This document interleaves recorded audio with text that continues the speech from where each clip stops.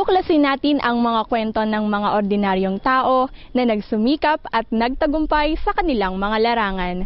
Ito ang kwento kung saan tatlo lang ang nakakaalam. Ikaw, ako at ang taong bayan. Ako si Dayan at samahan niyo ako sa kwentuhang ito. Tara, magkwentuhang bayan tayo.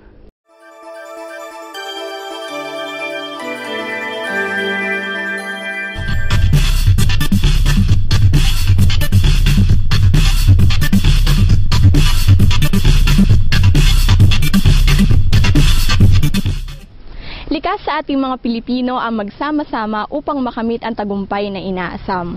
Marami na tayong mga kwentong ibinida na tumatampok sa kung paano ang ilan sa ating mga kababayan ay nagtagumpay dahil sa magandang ugnay nito sa ating kapwa. Ganito rin ang prinsipyo ng mga bida natin ngayon. Mula sa isang simpleng pangarap ay nagtagumpay ang mga residente dito sa Sitio Kalawang, Barangay Lumang Bayan para mabuo ang isang samahang kung tawagin ay Sanaka, ang samahang nagtataguyod ng kabuhayan. Isang grupo ng mga kababaihang nagpakita ng determinasyon maging sa pag-agapay sa kanilang mga pamilya at komunidad. Silipin natin ngayon ang tagumpay ng kanilang kwento.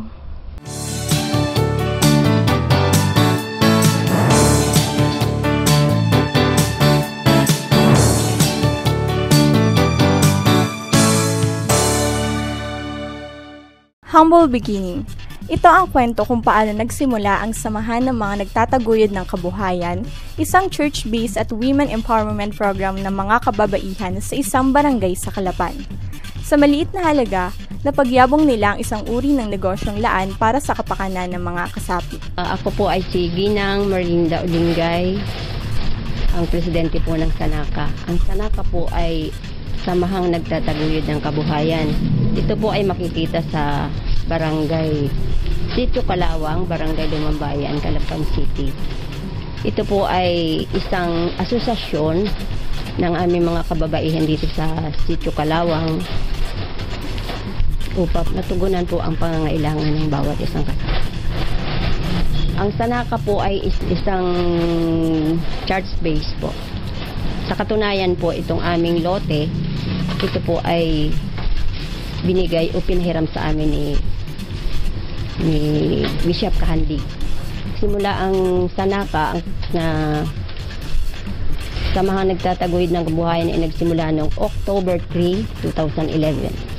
Ang Sanaka po ay meron na lang po kaming 13 members. Ngayon kami nga po ay association ng mga kababaihan. Ito po ay isang parang livelihood program ng city na ang tangi pong purpose o ang tanging objective ng samahan ay makapag-ambag o makapagbigay sa mga members para matugunan ang kanilang kahit kaunting pangangailangan. So nagbibigay po kami ng share every quarter. Ngayon po, ang sharing po ay depende po sa trabaho o depende sa paggawa ng member.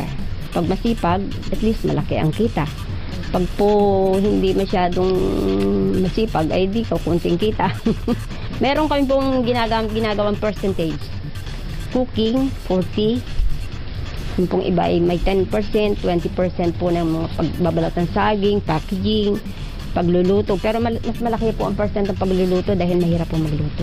Tulong na rin ng iba't ibang ahensya ng gobyerno, patuloy na nagiging masigla at maunlad ang simpleng negosyong kanilang itinayo.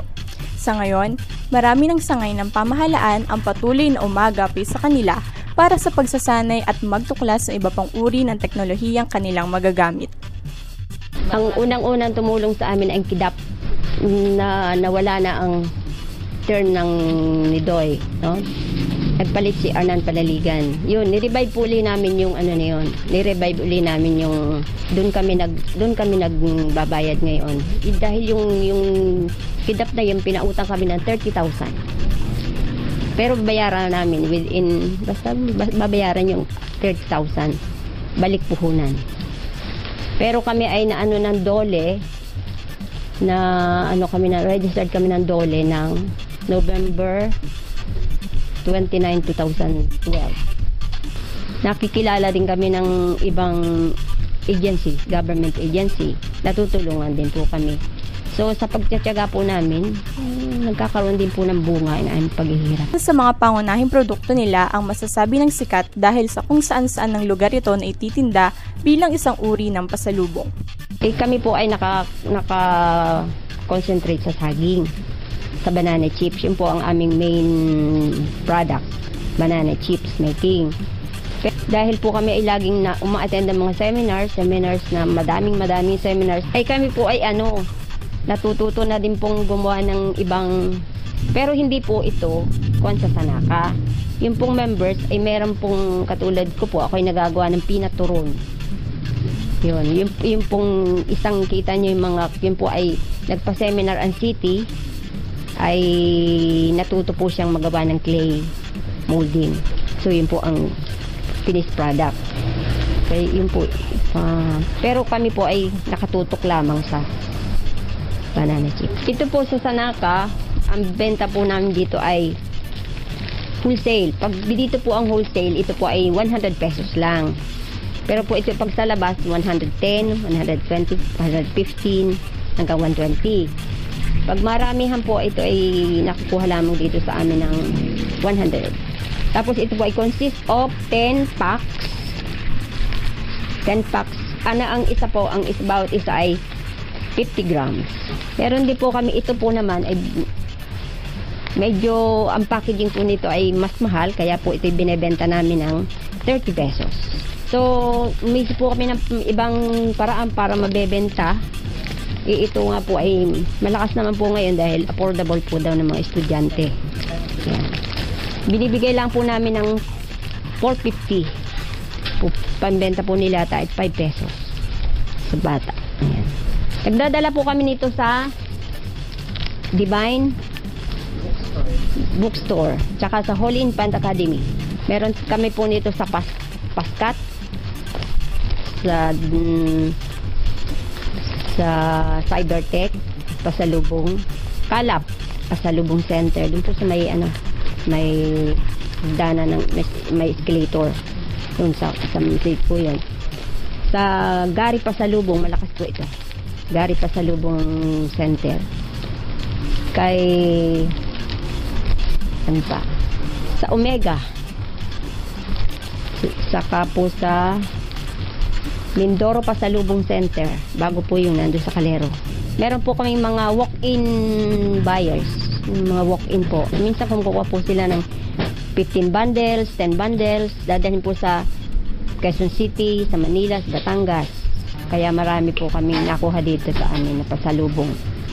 Pasalubong po nila sa dinadala po sa Italy, sa Thailand. Sa kabila ng kanilang pag-unlad, ilang pagsubok at problema na rin ang kanilang kinahaharap, lalong-lalo na sa pagtaas ng presyo ng mga pangunahing rekado sa banana chips. Ang unang-una po namin problema dyan ay yung pagtaas ng raw material. Yung katulad po mantika, gasol, sugar, yan po ang problemang dire-diretso yata ang taas. So minsan po pati ang nakaka-encounter kami ng problema sa mantika, walang mabili. Tsaka yung pagtaas po ng asukal sobra. So hindi naman po namin kada taas ng asukal ay itataas din namin agad ang product. Basta ang product po namin ay kung ano yung price, yung pa rin kahit mataas ang raw material. Yun ang problema po namin dito. Dahil sa kwento ng kanilang tagumpay, nagpaalala ang Pangulo ng Samahan sa iba pang nais sumunod sa yapak ng kanilang sinimulan na huwag sumuko at ipagpatuloy lamang ang pagtahak sa landas ng tagumpay. Mahirap po, siyempre, mag-umpisa. Mahirap po. Kaya lang po kung talagang may courage kayo o gusto talaga ninyo, may malaki ang may itutulong nun sa pagsagawa ng isang asosasyon o ng business. Pero maganda naman po ang layunin ng paggagawa ng pag-ano namin ng ganito dahil nga po malaking tulong sa mga kasamahan. So kung kayo man po ay babalak magnegosyo, sa umpisa lang po yun medyo may problema. Pero haba pong tumatakbo ang negosyo, siyempre haba pong tumatakbo, natututunan din ninyo kung ano ang gagawin, kung ano ang dapat gawin pa, kung paano ipababaguhin o paano i-improve pa ang product.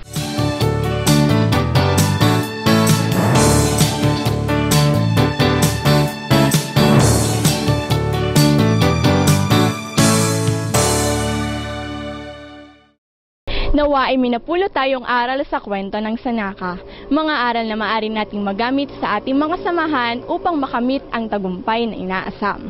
Kami po dito sa No Holds Barred ay patuloy na magbibida ng mga kwentong tunay na kapupulutan ng aral at inspirasyon sa buhay. Katulad ng Sanaka na nagbigay kapangyarihan sa mga kababaihan ng Sitio Kalawang para umunlad, tanging hangad namin sa mga grupo at samahan sa ating lalawigan na patuloy na mangarap at magsumikap upang kamtin ang tagumpay sa hinaharap. At mga kaibigan, samahan niyo ulit kami sa susunod pa nating kwentuhan. Marami pa tayong lugar na pupuntahan at tagumpay na pag-uusapan. Ako si Dayan at Mindoreño, magtagumpay ka!